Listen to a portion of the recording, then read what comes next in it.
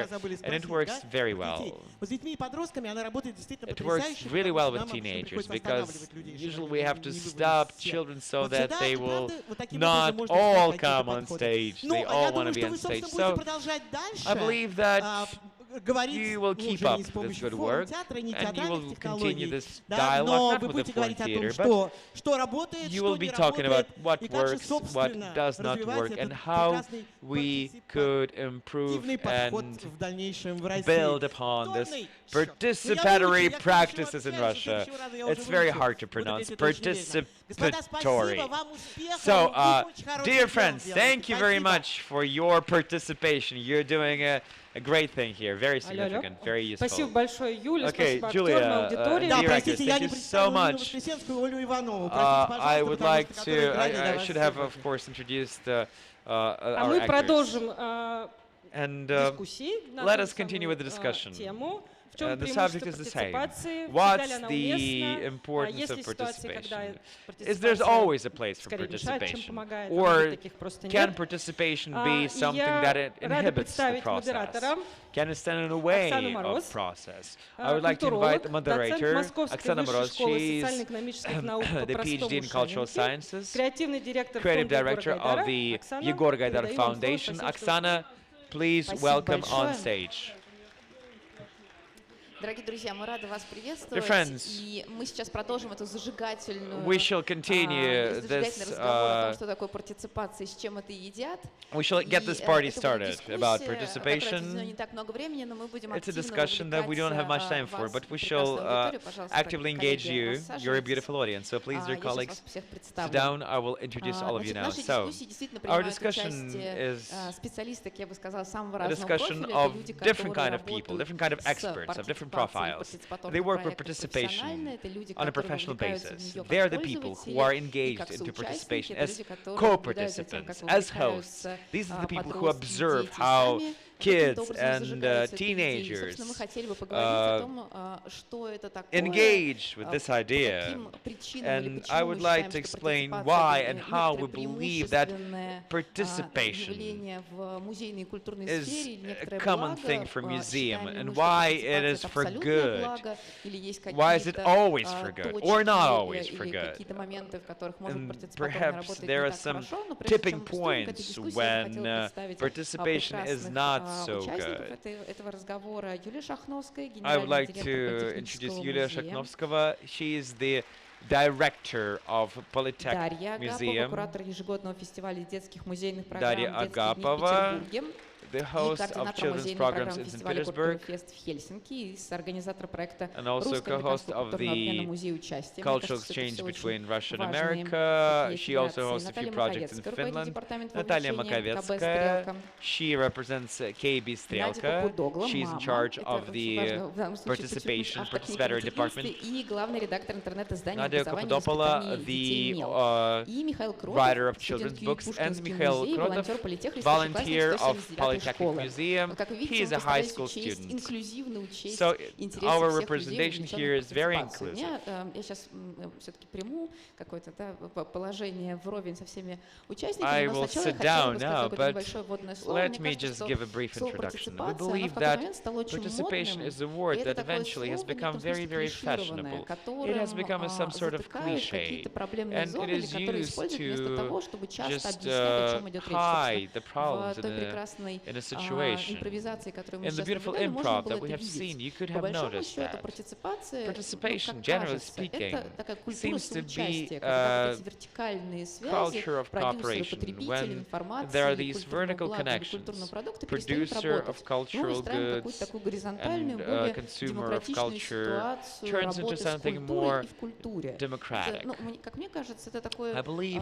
если this не is something определение, that то is такое a form рабочее of определение, work которое, наверное, within можно culture, считать with более или culture. менее функциональным. Я хотела бы I сейчас как раз передать would слово like to now hand the floor участникам to дискуссии, чтобы вы, the может быть, participants of our дополнили discussion so that you could это add определение с something to my высоты definition своего опыта, based on или, your может быть, поспорили experience. со мной и Or сказали, maybe что, contradict me, возможно, saying на самом that, деле as a партиципация matter не of fact, определяется так, определяется participation как-то иначе. is defined differently. Раз. Работает. На самом деле, мне кажется, да, это I про замену believe that, вертикальной yes, this is about the связи на replacement of связи vertical горизонтальные. mechanics И я занимаюсь to партиципацией в сфере городской onto среды. И для нас horizontal основная mechanics. идея это в I том, work in a что sphere of все participation in urban участники environment. города, жители, For us, it's important that стейкхолдеры all of какие-то, the они становятся stakeholders, all of the соучастниками citizens большого and residents of процесса. the И city только через become партиципацию и participants of a соучаствующее large-scale process, проектирование and only мы through можем добиться participatory по-настоящему planning we устойчивых could проектов achieve или каких-то something программ. То sustainable есть, в in принципе, да, я projects, in поддерживала эту programs. So, in теорию principle, I сразу, strongly support и your она idea, работает как в and I музее, так и в believe that it городе. works in the museums and in the cities. Я, наверное, хотела бы к I'd спектаклю like еще to раз, actually say a few words about the show that we have just seen. сделать ссылку.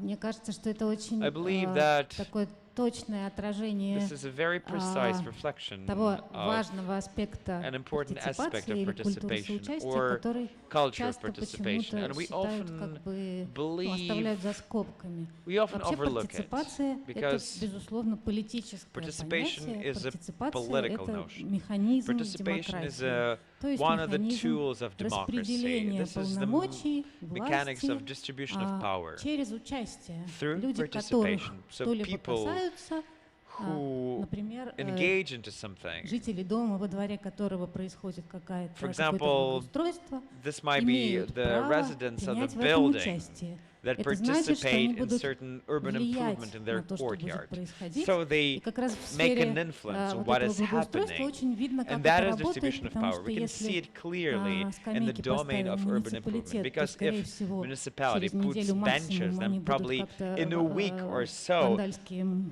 those benches will образом be vandalized or покалечены или removed or relocated разломаны or или broken украдены. or если stolen.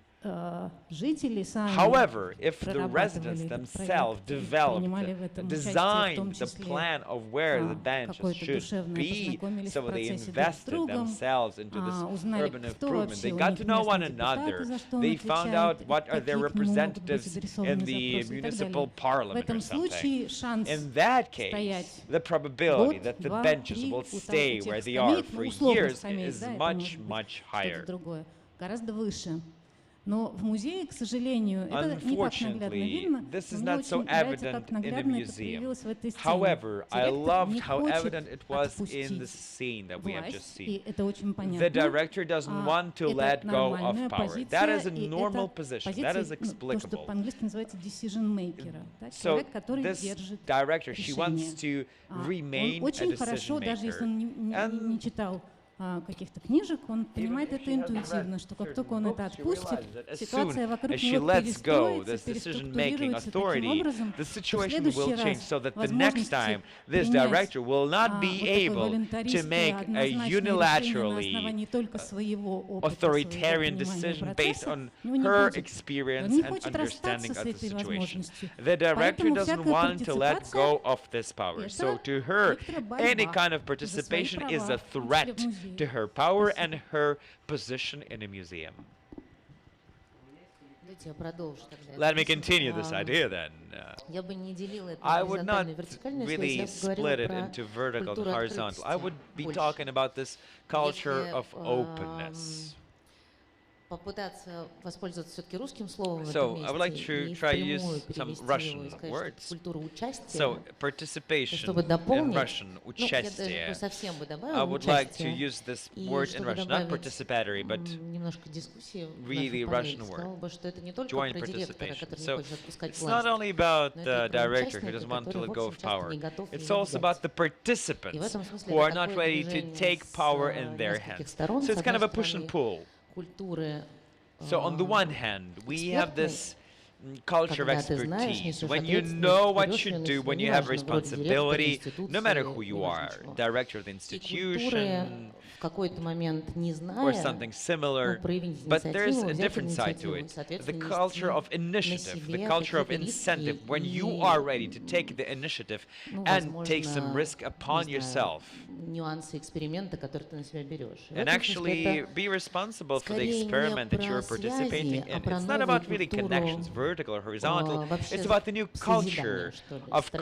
чего-то creating, нового, of тогда, building something когда new. When you can venture, when you are not природа всё afraid to время venture to do меняется, that, Because these roles, they're splitting, they're shifting, they're changing. Готовность вроде бы, казалось бы, институции быть более открытой, более гибкой, более изменяющейся в зависимости от того, какой есть запрос, неважно, с внешней стороны, изнутри. Ну вот, наверное, про это. So this is what it is about. About this eagerness. Меня просили забыть весь мой бэкграунд главного редактора. Okay, now they asked me to forget all of my background as an editor, and she can speak merely as a mother. Там было примерно 20 взрослых, когда я произнесла So I сложное слово на was букву at the birthday П. party yesterday, and there were about 20 adults there. When I said this participatory thing, one person knew what it is. Большего даже, чем мел и культурной направленности. И мне кажется, собственно, этот разговор как раз с того, что мы we should start this conversation with merely explaining what the hell we're talking about. So we're talking about meanings and not terms. So this is a process of coming together. This is what is important. Another important thing, you were talking about horizontal versus vertical, about openness and consciousness. So if we take a look at this from the point of view of the parents, not all the parents understand clearly or just interested in this kind of form of participation, cooperation, interaction, because parents are skeptical, because parents want to see hierarchy sometimes, and they don't want to see this hierarchy changed, broken. This is something that's part of our education. This is something that's a part of our culture. Parents are accustomed to hierarchy. So it's not a story about how we should change museums. It's a story of how, what we do to change ourselves and change 5 people around us by telling them what is this participation thing. So this is some very active engagement for me. And something that I wanted to add, as a participant of participation, as somebody who's engaged and invited, I'd like to say that for me, this is not really participation, this is some co-participation, something that I did together with somebody else. And I've been doing this a lot even before I knew the term.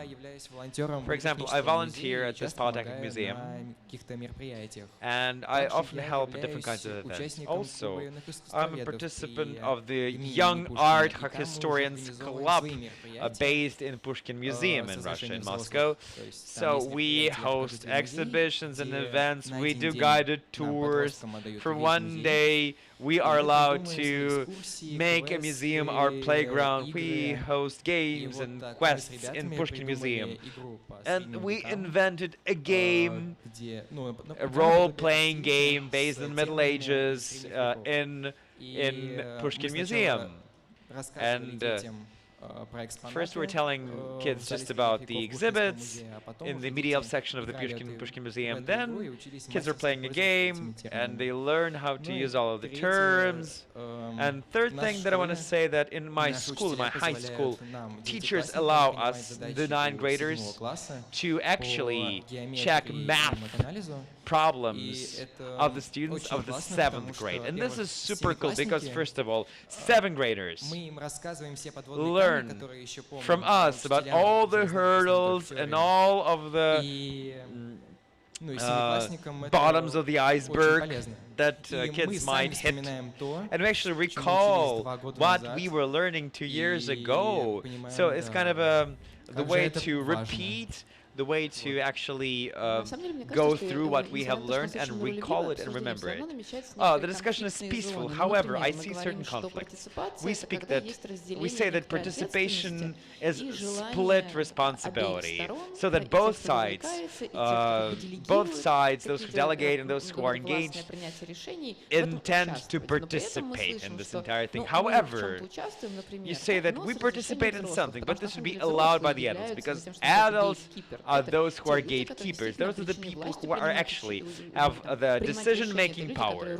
These are the people who manage the institution. And here's the question. If we are not speaking about some participation in a perfect world where we come into ecstasy of participation, what is then, if we speak about some real-life situation, what are the advantages of participation for all of you, all of the people who participate, but on different levels?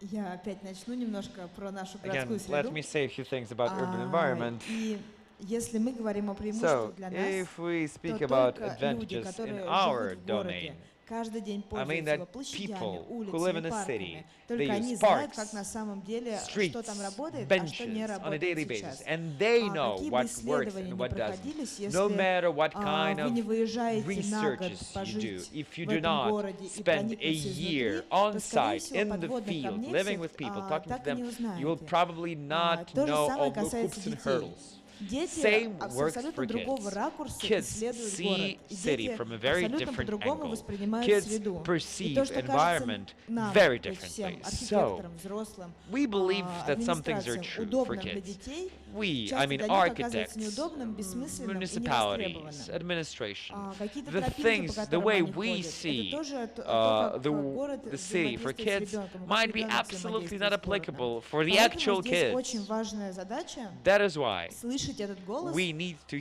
hear the voice of the принимать его во children. внимание. That's why Но при they этом, must говоря о том, participate. докуда And эта we need to take граница that into account. But экспертизы there's a может boundary доходить, of expertise, of конечно, course. не до конца, потому что есть какие-то административные There are вопросы, certain есть вопросы administrative безопасности. issues. И There are дети certain часто security проверяют issues. And свою often безопасность, kids идут на какой-то осознанный или неосознанный риск, might be too risky. который может привести к не самым приятным And the последствиям. И consequences когда администрация certainly городов принимает решение об would be изменении very sad, среды, то very она regretful. основывается не только на So желаниях всех certain горожан, changes не of the только на environment потребностях. should not Конечно, only это just ставится based on во главу pure угла, но и на wish of безопасности, the на том, stakeholders and чтобы residents. всем Of в городе course, было the city комфортно administration should находиться. take into account issues of security and comfortable co-living and coexistence and urban planning.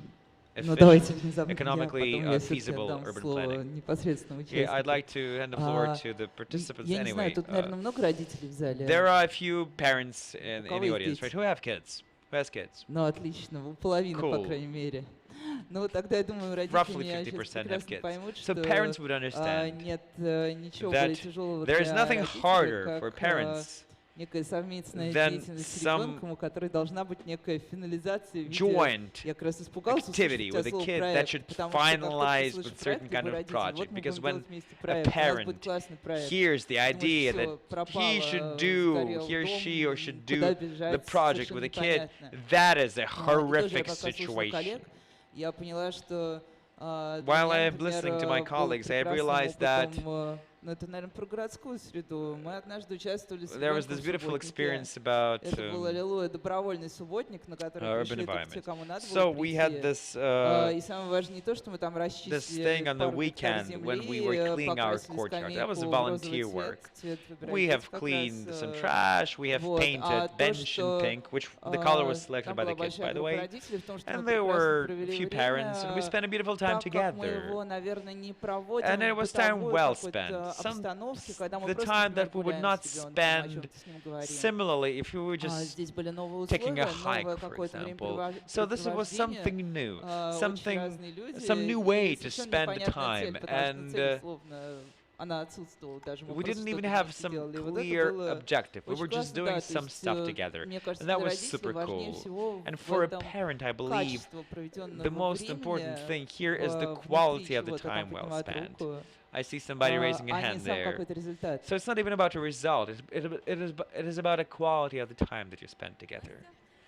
Нет, он не работает микрофон, нет. Еще ближе. Вот, отлично, отлично. Вот смотрите, у меня такой вопрос. Вот как раз вы начали говорить про проект, потому You что were я just пришла talking с about the project. конкретными, I очень came важными with для меня some вопросами. real-life questions that I Дело have. в том, что As a когда matter вы of начинаете fact, работать с when людьми, you я begin вижу, to что у вас work у with всех наверняка people, были большие I крупные see проекты. that you all had Вот large-scale смотрите, projects. люди на самом деле, People, они создают такие per большие, se, крутые create large-scale abstract ideas, which are sometimes hard to implement. So how do you strip that down to adapt it to some real life and real world?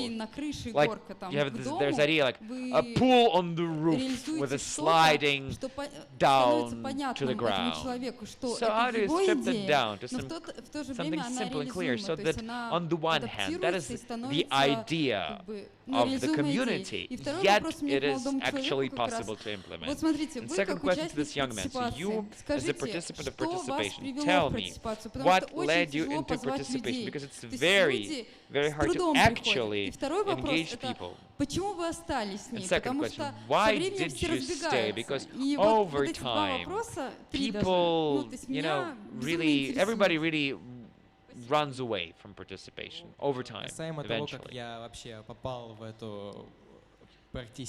So how did I get into participation? Так получилось, что с самого детства я ходил в Политехнический музей, в Ever since I was a kid, I was going to Polytechnic Museum, I was going to Pushkin Museum, and I really loved them. I thought that they're very exciting, and I was visiting every single program that they have.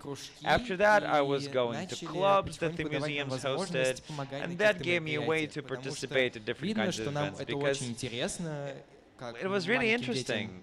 We as kids really loved it. We wanted to see how this system works. We wanted to know about the museum, and it was also fun to create something on our own. And eventually, I really became a part of it, and I began helping at the more large-scale events.